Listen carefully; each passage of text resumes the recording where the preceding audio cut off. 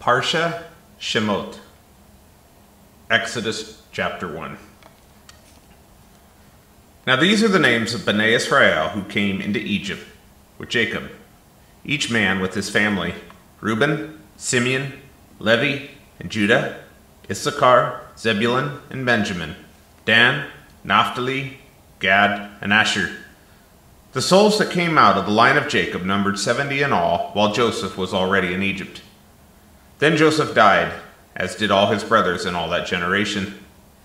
Yet Bnei Israel were fruitful, increased abundantly, multiplied, and grew extremely numerous, so the land was filled with them. Now there arose a new king over Egypt who did not know Joseph. He said to his people, "Look, the people of Bnei Israel are too numerous and too powerful for us. Come, we must deal shrewdly with them, or else they will grow even more numerous, so that if war breaks out, they may join our enemies, fight against us, and then escape from the land." So they set slave masters over them to afflict them with forced labor, and they built Pithom and Ramesses as storage cities for Pharaoh. But the more they afflicted them, the more they multiplied, and the more they spread. So the Egyptians dreaded the presence of Bnei Israel. So they worked them harshly, made their lives bitter with hard labor, with mortar and brick, doing all sorts of work in the fields. In all their labors they worked them with cruelty. Moreover, the king of Egypt spoke to the Hebrew midwives, one of whom was named Siphrah and the other Puah, and said, "When you help the Hebrew women during childbirth, look upon the sex, and if it's a son, then kill him, but if it's a daughter, she may live." Yet the midwives feared God, so they did not do as the king of Egypt commanded them, but let the boys live. So the king of Egypt summoned the midwives and said to them, "Why have you done this to let the boys live?" And the midwives told Pharaoh, "Because the Hebrew women are not like Egyptian women. They are like animals and give birth before the midwife comes to them." So God was good to the midwives, and the people multiplied, growing very numerous. Because the midwives feared God, he gave them families of their own. But Pharaoh charged all his people, saying, "You are to cast every son that is born into the river, but let every daughter live." Now a man from the house of Levi took as his wife a daughter of Levi. And the woman conceived and gave birth to a son. And when she saw that he was delightful, she hid him for 3 months. But when she could no longer hide him, she took a basket of papyrus reeds, coated it with tar and pitch, put the child inside, and laid it in the reeds by the bank of the Nile. His sister stood off at a distance to see what would happen to him. Then the daughter of Pharaoh came down to bathe, while her maidens walked along by the riverside. When she saw the basket among the reeds, she sent her handmaiden to fetch it. When she opened it, she saw the child, a baby boy, crying. She had compassion on him and said, "This is one of the Hebrew children." Then his sister said to Pharaoh's daughter, "Should I go and call a nurse from the Hebrews to nurse the child for her?" And Pharaoh's daughter called her and said, "Go." So the girl went and called the child's mother. Then Pharaoh's daughter said to her, "Take this child and nurse him for me, and I will pay you your wages." So the woman took the child and nursed him. After the boy grew older, she brought him to Pharaoh's daughter, and he became her son. So she named him Moses, saying, "Because I drew him out of the water." Now it happened in those days, after Moses had grown up, that he went out to his brothers and saw their burdens. He noticed an Egyptian beating a Hebrew, one of his own people. So he looked around, and when he saw that there was nobody, he killed the Egyptian and hid him in the sand. Then he went out the following day and saw 2 Hebrew men fighting. So he said to the guilty one, "Why are you beating your companion?" But the man answered, "Who made you a ruler and judge over us? Are you saying you're going to kill me just as you killed the Egyptian?" Then Moses was afraid and thought, for sure the deed had become known. And when Pharaoh heard about this, he tried to kill Moses. But Moses fled from Pharaoh and settled in the land of Midian, where he sat down by a well. Now the priest of Midian had 7 daughters who came and drew water. They filled the troughs to water their father's flock. But shepherds came and drove them away, so Moses stood up, helped them, and watered their flock. And when they came to Reuel their father, he said, "How come you've returned so soon today?" So they told him, "An Egyptian delivered us out of the hand of the shepherds. He also drew water for us and watered the flock." "Where is he then?" he said to his daughters. "Why did you leave the man behind? Invite him to come have food with us to eat." Moses was content to stay on with the man. Later he gave Moses his daughter Zipporah, and she gave birth to a son, and he named him Gershom, saying, "I have been an outsider in a foreign land." Now it came about over the course of those many days that the king of Egypt died. Bnei Israel groaned because of their slavery. They cried out, and their cry from slavery went up to God. God heard their sobbing and remembered his covenant with Abraham, Isaac, and Jacob. God saw Bnei Israel, and he was concerned about them. Chapter 3. Now Moses was tending the flock of his father-in-law Jethro, the priest of Midian. So he led the flock to the furthest end of the wilderness, coming to the mountain of God, Horeb. Then the angel of Adonai appeared to him in a flame of fire from within a bush. So he looked and saw the bush burning with fire, yet it was not consumed. And Moses thought, "I will go now and see this great sight. Why is the bush not burnt?" When Adonai saw that he turned to look, he called to him out of the midst of the bush and said, "Moses, Moses." So he answered, "Hineni." Then he said, "Come no closer. Take your sandals off your feet, for the place where you are standing is holy ground." Moreover, he said, "I am the God of your father, the God of Abraham, Isaac, and Jacob." So Moses hid his face, because he was afraid to look at God. Then Adonai said, "I have surely seen the affliction of my people who are in Egypt, and have heard their cry because of their slave masters, for I know their pains. So I have come down to deliver them out of the hand of the Egyptians, to bring them up out of that land into a good and large land, a land flowing with milk and honey, and to the place of the Canaanites, Hittites, Amorites, Perizzites, Hivites, and Jebusites. Now behold, the cry of Bnei Israel has come unto me. Moreover, I have seen the oppression that the Egyptians have inflicted upon them. Come now, I will send you to Pharaoh, so you may bring my people, Bnei Israel, out of Egypt." But Moses said to God, "Who am I that I should go to Pharaoh and bring Bnei Israel out of Egypt?" So he said, "I will surely be with you, so that it will be the sign to you that it is I who have sent you. When you have brought the people out of Egypt, you will worship God upon this mountain." But Moses said to God, "Suppose I go to Bnei Israel and say to them, 'The God of your fathers has sent me to you,' and they ask me, 'What is his name?' What should I say to them?" And God answered Moses, "I am who I am." Then he said, "You shall say to Bnei Israel, 'I am has sent me unto you.'" God also said to Moses, "You are to say to Bnei Israel, 'Adonai, the God of your fathers, the God of Abraham, Isaac, and Jacob, has sent me to you. This is my name forever, and the name by which I should be remembered from generation to generation. Go now, gather the elders of Israel together and say to them, Adonai, the God of your fathers, the God of Abraham, Isaac, and Jacob, has appeared to me, saying, I have been paying close attention to you and have seen what is done to you in Egypt.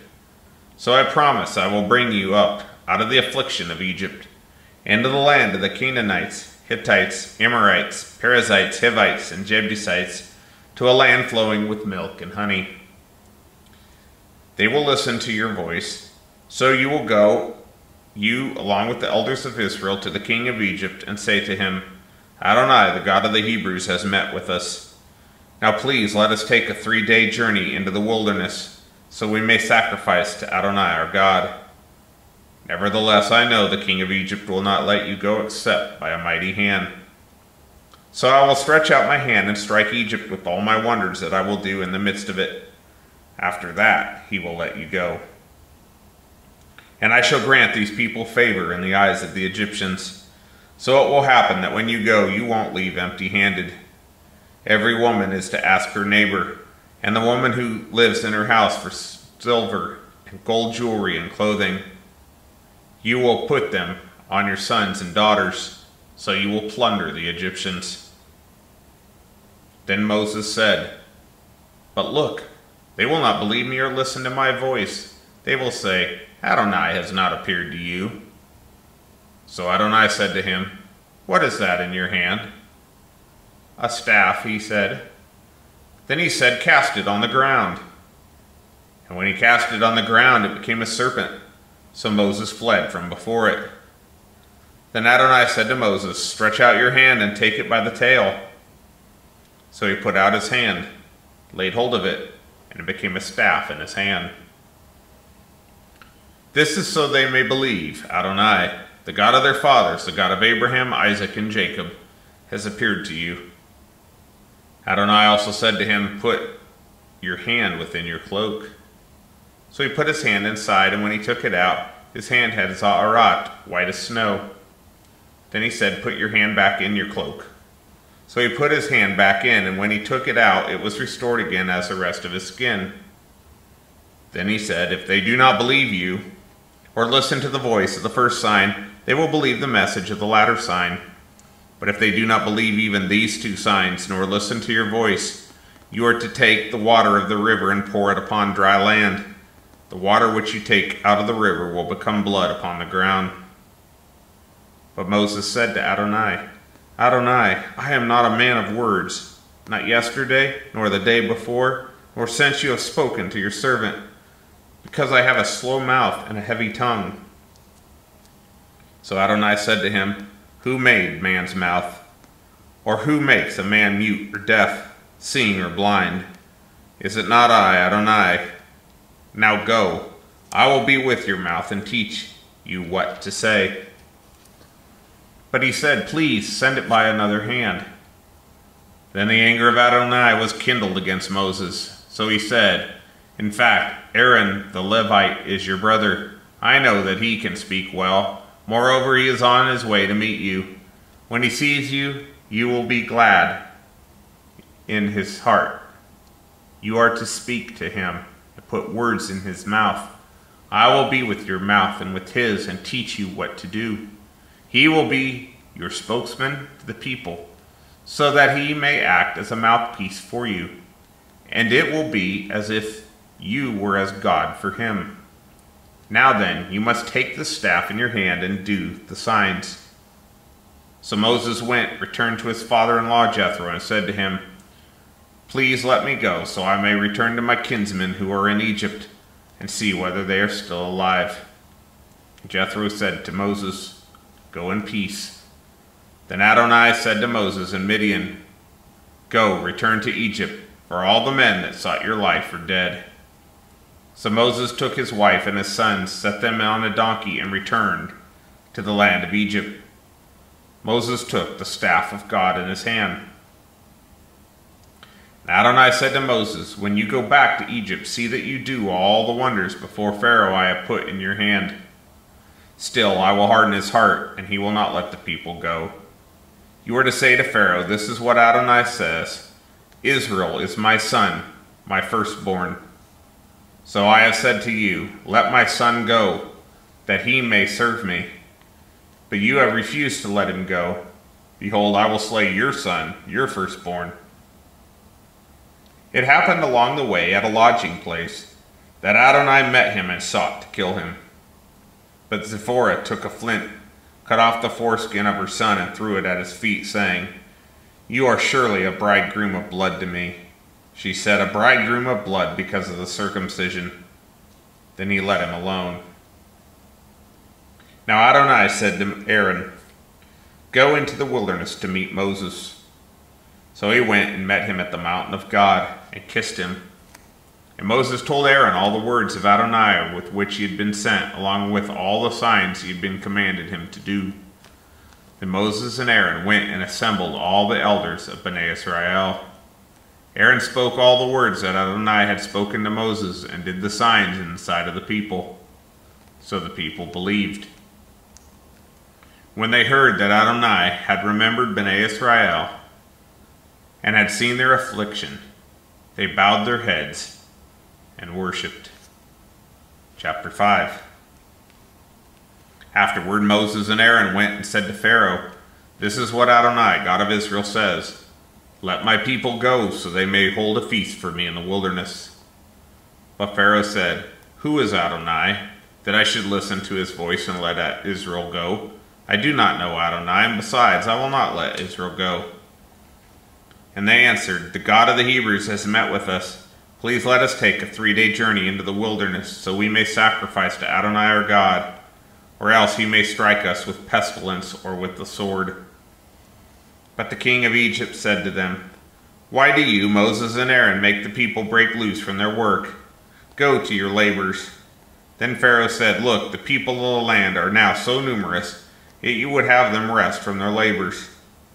Then on the same day Pharaoh commanded the slave masters of the people and their foremen, saying, "You are not to give the people any more straw to make bricks, as before. Let them go and gather straw for themselves, but impose on them the quota of bricks they have made previously. Don't reduce it. They are lazy. That's why they cry out, saying, 'Let us go and sacrifice to our God.' Let even heavier work be laid upon the men, so that they must labor, paying no attention to deceptive words." Then the slave masters of the people went out along with their officers, and they spoke to the people, saying, "This is what Pharaoh says, I will not give you straw. Go and get straw for yourselves wherever you can find it, for there will be no reduction of your work." So the people were scattered throughout all the land of Egypt to gather stubble for straw. But the slave masters pressured, saying, "Fulfill your work, your daily amount, just as when there was straw."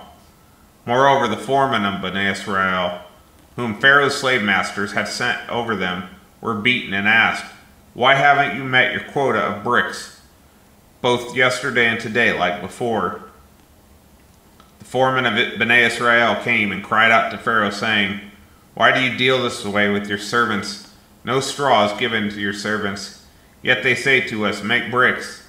And look, your servants are beaten, but it is your own people at fault." But he said, "Lazy, you're lazy. That's why you were saying, 'Let us go and sacrifice to Adonai.' So go now and work. No straw will be given to you, but you must deliver the quota of bricks." So the foremen of Bnei Israel saw that they were in trouble when they were told, "You are not to reduce the number of bricks from day to day." So they met Moses and Aaron, who were waiting for them as they came from Pharaoh. So they said to them, "May Adonai look on you and judge, because you have made us a stench in the eyes of Pharaoh and in the eyes of his servants, putting a sword in their hand to kill us." So Moses returned to Adonai and said, "Adonai, why have you brought evil on these people? Is this why you sent me? Ever since I came to Pharaoh to speak in your name, he has brought evil on these people. You have not delivered your people at all." Chapter 6. Adonai said to Moses, "Now you will see what I am going to do to Pharaoh. By way of a strong hand he will let them go and drive them out of his land."